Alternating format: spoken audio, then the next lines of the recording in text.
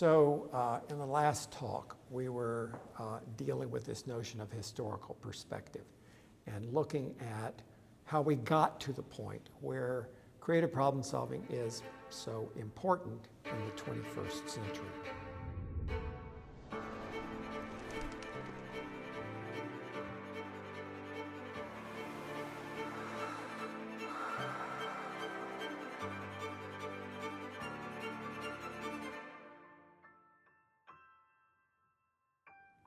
And in that talk, we were discussing Richard Florida and his kind of notion about this historical perspective.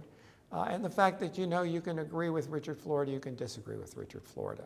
I'm not selling this guy, but he is a guy who has really looked at the way economies have changed and how we got where we are in terms of the American economy right now. So just to recap a bit of what we said in that talk, started with the agricultural age, which was 99% subsistence farming, and you get a little innovation in cooperation and trade.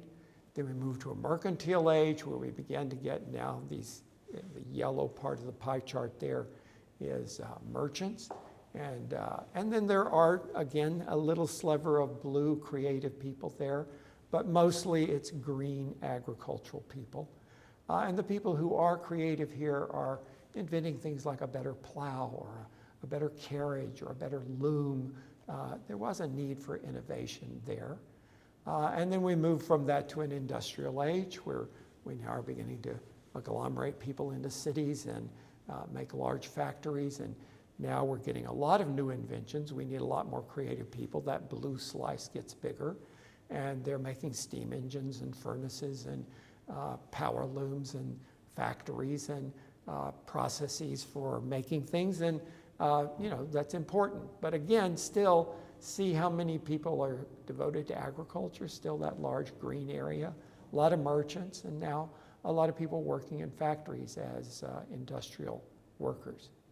And then we move into the organizational age where now we're beginning to get a lot of new inventions, electric lights and appliances, televisions, vending machines, vacuum cleaners, all kinds of crazy things, cars, trucks, all of these being produced by kind of much larger corporations and entities. And you can see that now still our agriculture is getting more and more efficient. Instead of a lot of small farms, now we're getting larger, efficient farms, and that takes fewer people to run them.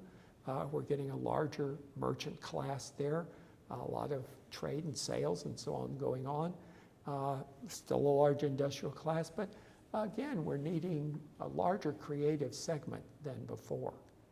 But then we're moving into the creative age where you can see that blue slice getting much, much bigger.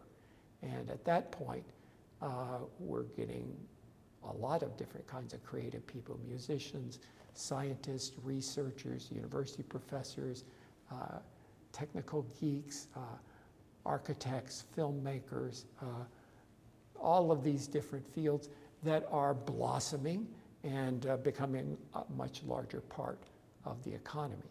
So this is the kind of sum of all of that, and you can see it going from largely agricultural to almost no people being involved in agriculture in the 21st century.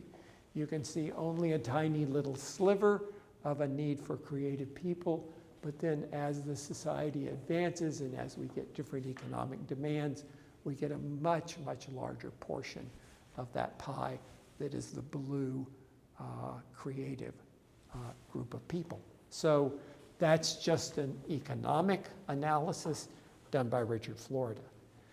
In this talk, I want us to focus on, okay, what are the implications of that in a political sense and also very much in a cultural sense? How has it changed, really actually even changed who we are as human beings by making these transitions?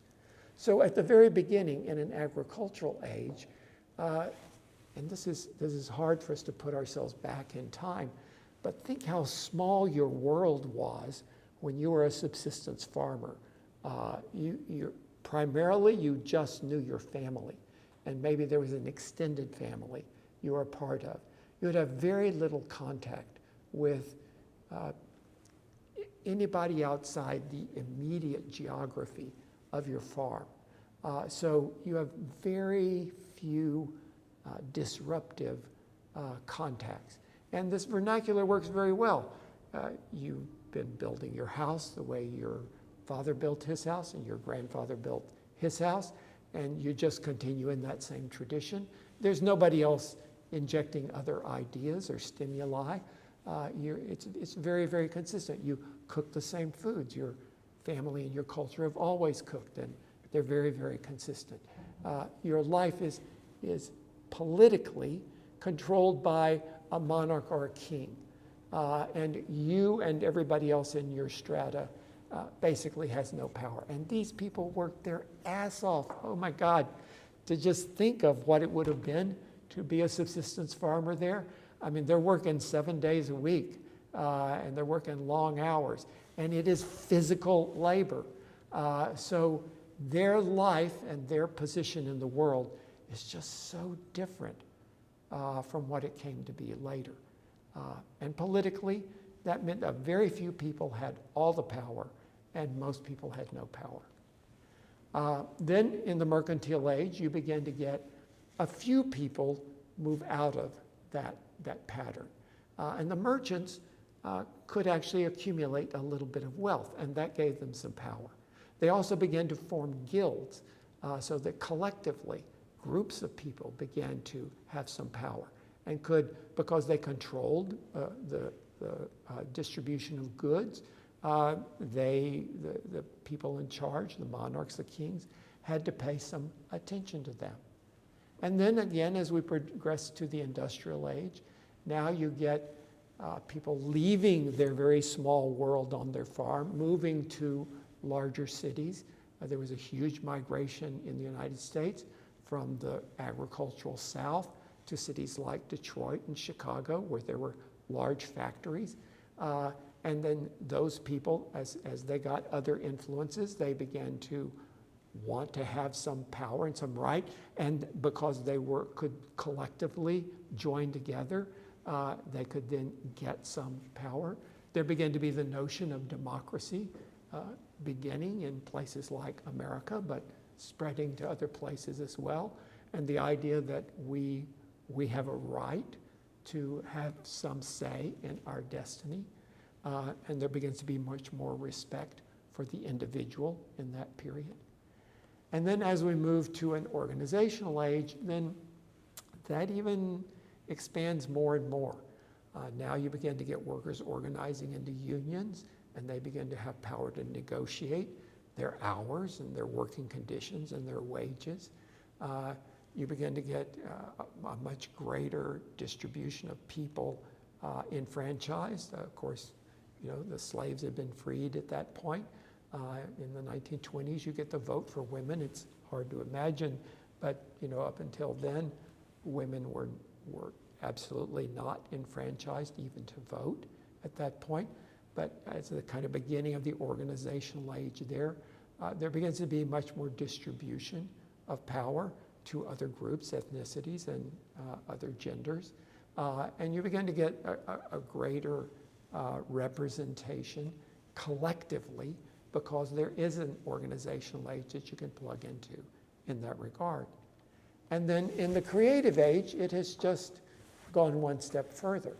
You get the civil rights era where you know, it's not just on paper a right to vote, but now actually a right to live and be treated in an equal kind of way. You begin to get flat organizational structures, and by that it's not as hierarchical. You begin to have you know, offices and firms and corporations where individuals group together in committees, and a lot of the decisions of the corporation are made on the basis of input of people all the way through the company and not just people at the top. So flatter organizations start to occur. You get the existence of things like NGOs and nonprofits.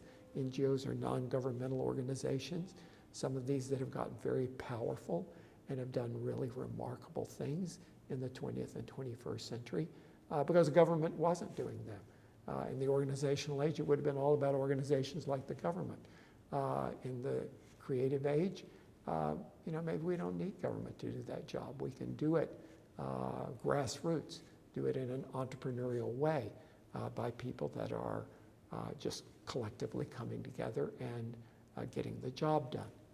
So in a larger sense, this is a movement from, in an era of the agricultural age, all the power was concentrated in landowners and kings and feudal kinds of organizations. Then in the mercantile age, you began to get some economic power going to some of the merchants. That gives them some wealth. They can then formulate together in guilds and get some political power. Then it moves to the industrial age where people begin to move into cities, and as they move into cities, they begin to join together. They begin to get the sense that we have a right of self-determination, the birth of democracy there, and respect for the individual.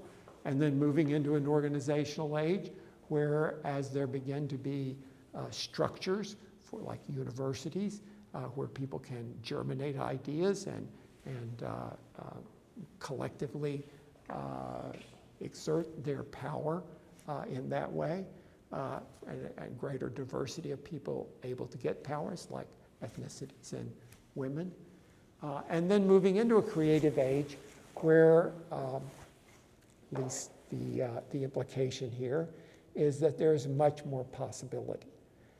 So a while back, I have a friend here in town who was very good friends with Bill and Hillary Clinton, had known them for decades.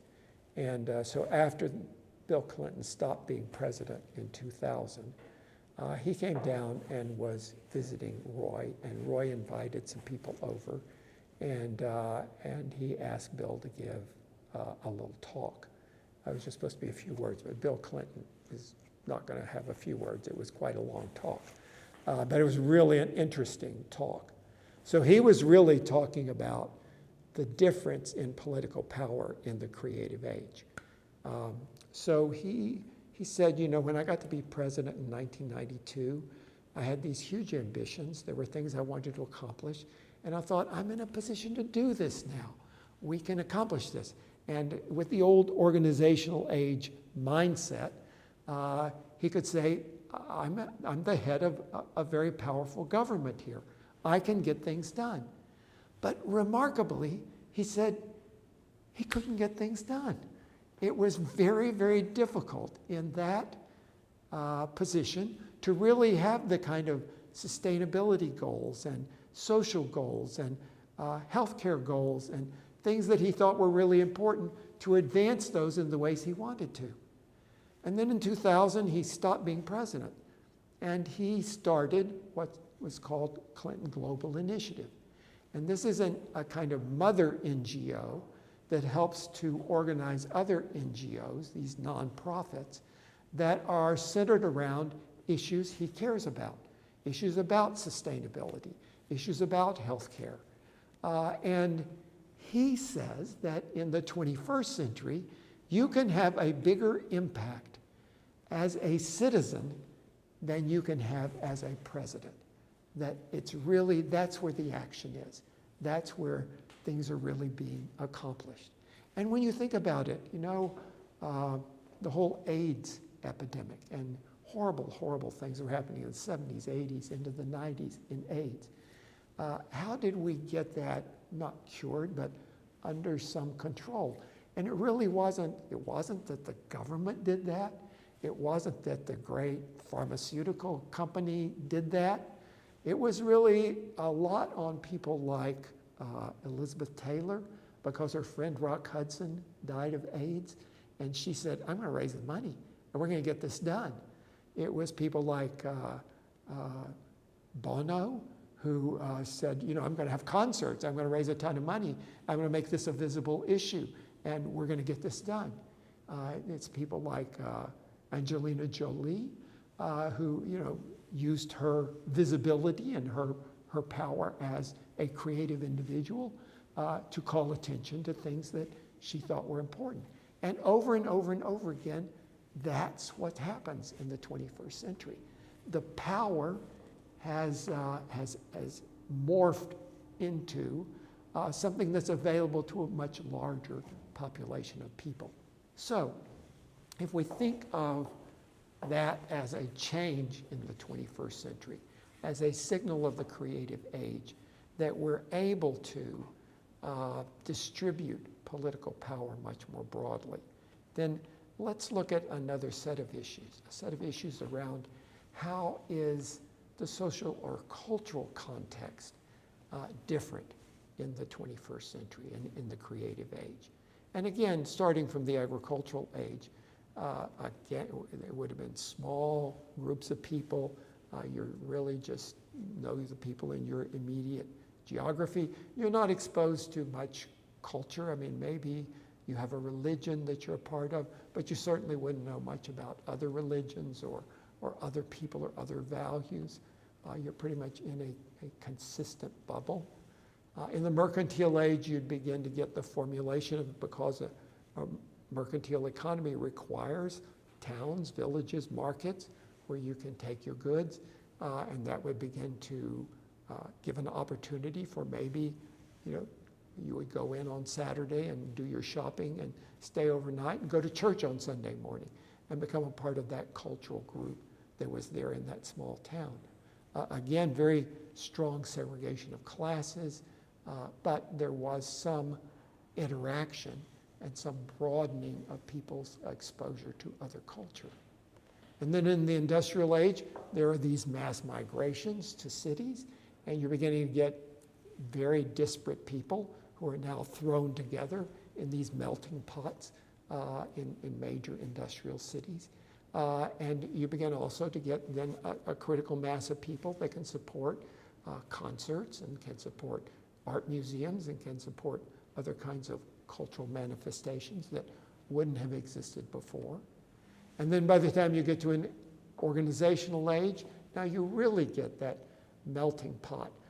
Much more immigration of people in the organizational age, people from China going to school in the United States, people from Europe doing business in the Middle East, all of these organizational structures at a scale that they begin to be global, and there's much more communication. We also have just communication techniques, telephones and things like that that can connect people all across the globe. We begin to get popular culture with things like records and music that goes, American music that goes all over the world and people hear it, and that is a cultural exchange. So now the whole world of culture is much, much broader, much more diverse. Films begin to be made in one country and exported and traveling around the world and communicating ideas in that way. And then in the creative age, it's just gone on steroids. Much, much more of that. Now, immigration is unbelievable. It's become a huge issue, certainly in the European Union, certainly in the United States. Now, we talk a lot about immigration because there is the idea that if you're in an abusive relationship in Nicaragua, you can just pick up and immigrate to some other country. If you're having a political turmoil in Syria, you just pick up and move to another country. And that's possible in a creative age, but was very, very unusual in earlier periods. And now, of course, we've got media that is immediate and all over the world, and social media that is made by individuals and not by some centralized source. So that has created kind of chaos of media around the world. All of that affects how we think. We're just in a completely different cultural and social context in the creative age. Now, how do we deal with that? What does that mean in terms of the spread of ideas? And I would say that by the time you get to the creative age, there now is the internet, there is the ability to access ideas you never could have come in contact with earlier. and this evolution of the spread of just stimulation, visual images, everything in the arts, music, film, all of these things available to you in a way they've never been before, and a much greater interaction of culture than has existed before. So in a creative age, it brings us to a completely different situation in terms of how we think, how we communicate with each other, what kind of influences we have, and what's available to us in terms of stimulating our perspective. Now, all of that is really to make the point that the 21st century is really quite different in terms of creativity. It's really quite different in terms of the opportunities for new ideas, for spreading ideas, for cross-germination of ideas and cultural attitudes that just weren't possible in other periods of time. So again, think about these things. Feel absolutely free to say, Speck, that's horseshit. You know, I don't agree with that. Or think maybe about your own family. Think about your parents, your grandparents, your great-grandparents. What's different in your life than in their life? What was the cultural milieu that they grew up in? And what kind of ideas might they have gotten from that? And what is the cultural milieu that you're growing up in, and the availability of ideas for you? And we'll talk about that in our next chapter.